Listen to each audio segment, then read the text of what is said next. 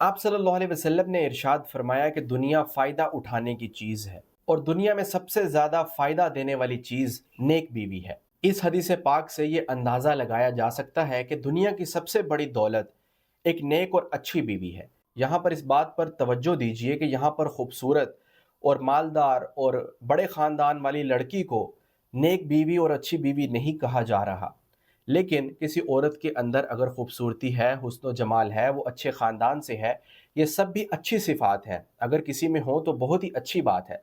लेकिन नेक बीवी कौन सी बीवी होती है, आइए जानते हैं इस वीडियो में। अल्लाह ताला ने कुरान में फरमाया है कि नेक बीवियाँ फर्मा बरदार होती हैं। यानी किसकी फर्मा बरदार होती हैं?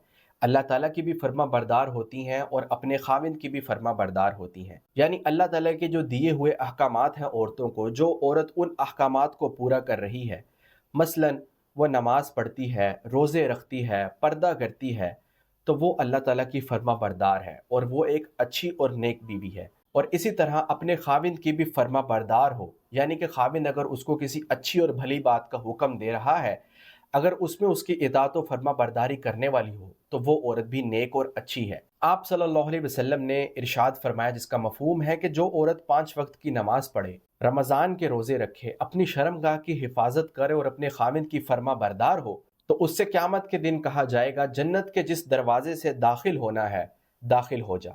तो ये वो सिफ़ात हैं जिस औरत के अंदर भी ये हों तो वह नेक और अच्छी बीवी है।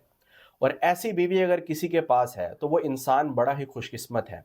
और ऐसी बीवी खुद भी बड़ी खुशकिस्मत है, क्योंकि उसको फजीलत दी जा रही है कि क़यामत के दिन जन्नत में वो दाखिल हो जाएगी जिस भी दरवाजे से वो चाहेगी। इसके अलावा वो औरत सब्र व शुक्र करने वाली हो, शोहर के साथ मुखलिस हो, उसका साथ देने वाली हो, ज़ुबान दराजी और बदगुमानी से बचने वाली हो, तो ये तमाम सिफ़ात भी औरत को अच्छा बनाती हैं।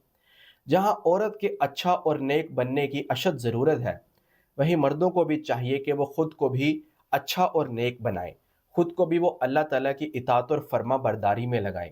और अल्लाह ताला ने जो अहकामात मर्दों को दिए हैं कुरान मजीद के अंदर, और रसूल पाक सल्लल्लाहु अलैहि वसल्लम ने जो अहकामात मर्दों को दिए हैं कि औरतों के हकूक़ किस तरह पूरे करने हैं, उनको किस तरह रखना है, तो मर्द भी उन हकूक़ का ख्याल करें और औरत के लिए एक अच्छा और मिसाली शौहर बनकर दिखाएं। क्योंकि हमारा दीन जहाँ औरत को अच्छा और नेक बनने का कहता है, वहीं मर्दों को भी इस बात की दावत देता है कि वो भी औरत के साथ हुस्न सलूक करें, उसके तमाम हकूक़ को पूरा करें।